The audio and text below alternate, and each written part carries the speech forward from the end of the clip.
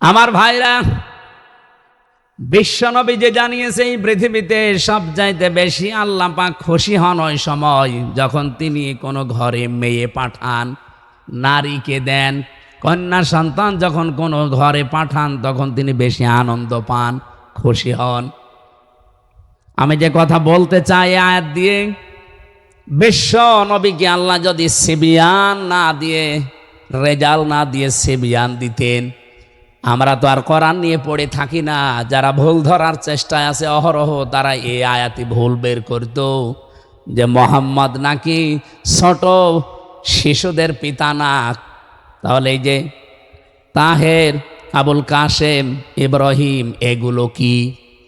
এরাও তো ছোটবেলায় মরে গেছে। আল্লাহ এমন শব্দ চয়ন করেছেন এই জায়গায়, সিবিয়ান দেননি, দিয়েছেন রেজাল।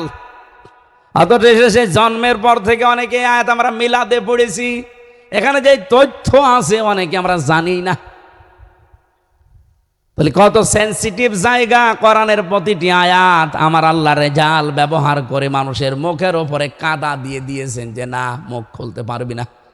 কোরআনের ব্যাপারে ভুল ধরা দূরের কথা, যালিকাল কিতাবু লা রাইবা ফি, এখানে ভুল তো দূরের কথা, সন্দেহের লেশ পর্যন্ত নেই। বলেন সুবহানাল্লাহ।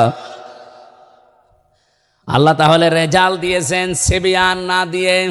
তিনি প্রাপ্তবয়স্ক কোনো পুরুষের পিতা ছিলেন না দুনিয়ায়। পিতা ছিলেন শিশুদের, ছোট বয়সে তার ছেলেগুলো সব বিদায় নেয়। যতগুলো সন্তান তার দুনিয়ায় বেঁচে ছিল, মুরব্বী পর্যন্ত হয়ে গেছে অনেকে, সেগুলো সব মেয়ে। জয়নব, রোকাইয়া, উম্মে কুলসুম, ফাতিমাতুজ জহরা রাদিয়াল্লাহু তাআলা আনহা, এগুলো সব পুরুষ না মহিলা? বলেন বলেন।